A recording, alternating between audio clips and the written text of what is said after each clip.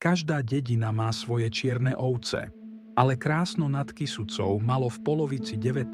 storočia niekoho, kto bol pre susedov skutočnou nočnou morou. Písal sa rok 1844 a v obci vládla zvláštna atmosféra. Gazdine sa báli vyvesiť bielizeň na plot, sliepky sa zatvárali na dva zámky a nikto si nemohol byť istý, či ráno nájde svoje zásoby tam, kde ich večerne nechal. Dôvodom tohto strachu a hnevu bola jedna jediná žena. Volala sa Jana Babišová, manželka Jána Babiša. Jana nebola obyčajná zlodejka, ktorá kradne z hladu.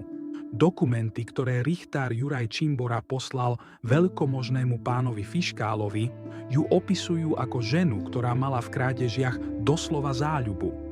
Bola to, dnešným jazykom povedané, nenapraviteľná kleptomanka. Jej revírom bola celá dedina a nič pred ňou nebolo v bezpečí. Začínalo to nenápadne. Na poliach mízli zemiaky priamo z kopcov a kapusta zo záhonov. Ale Jane to nestačilo. Jej odvaha rástla s každým úspechom. Dedinčania sa v sťažnostiach zmieňujú o tom, že Jana Babišová mala zvláštny talent. Dokázala vchádzať do cudzích chalúp, dokonca aj pod zámky. Vošla dnu, schmatla, čo jej prišlo pod ruku a zmizla. Zoznam jej obetí bol dlhý a pestrý. Ondrejovi Gjuranovi staršiemu sa vlámala do humna a surovo odtrhla kus plátna. U Jana Čimboríka ukradla prestieradlo priamo z postele alebo zo šnúry. Jánovi Tkáčikovi vzala dokonca výstupky chlebové, teda kvások alebo cesto pripravené na pečenie. Brala všetko, čo sa dalo odniesť a speňažiť. Jej džosť nepoznala hraníc. Keď ukradla sliepku Ondrejovi Gjuranovi mladšiemu, nenechala si ju na polievku. Odniesla ju do vedľajšej dediny, do Poviny, kde ju predala miestnemu židovskému obchodníkovi. Jana fungovala ako dobre organizovaný obchodník s kradnutým tovarom. Kradla v Krásne a tovar roznášala po iných osadách, čím privádzala mnohé rodiny do škody a biedy. Pohár trpezlivosti však pretiekol pri incidente s vdovou Annou Čimborovou.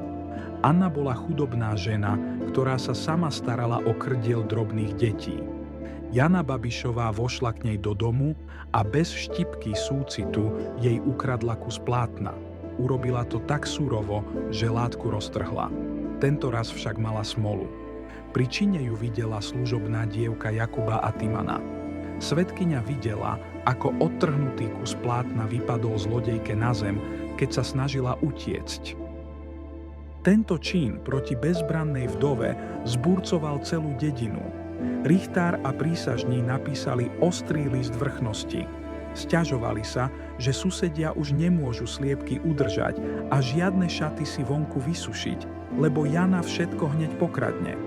Žiadali, aby ju slávna stolica konečne pritiahla a potrestala. Ale Jana Babišová mala ešte jeden tromf v rukáve. Nebolo to prvýkrát, čo ju chytili. Už v minulosti bola viackrát bitá a trestaná. Vždy sa však dokázala vyhnúť najhoršiemu trestu prefíkanou výhovorkou. Vždy, keď jej hrozilo väzenie alebo dereš, vyhlásila, že je tehotná. Aj v tomto prípade richtár do listu poznamenal, že sa predstavuje ako ťahotná. Či to bola pravda, alebo len jej osvedčená stratégia na citové vydieranie vrchnosti, to dokumenty s istotou nehovoria. Isté však je, že v čase písania sťažnosti už Jana sedela v čačianskom areste. Celé Krásno nad Kysucou dúfalo, že tam ostane čo najdlhšie. Obecná rada prosila pána Fiškála, aby túto osobu oplývajúcu v krádežou potrestal svojou mocou a vládou. Príbeh Jany Babišovej je fascinujúcim pohľadom do každodenného života našich predkov. Ukazuje nám, že kriminalita nie je vynálezom modernej doby.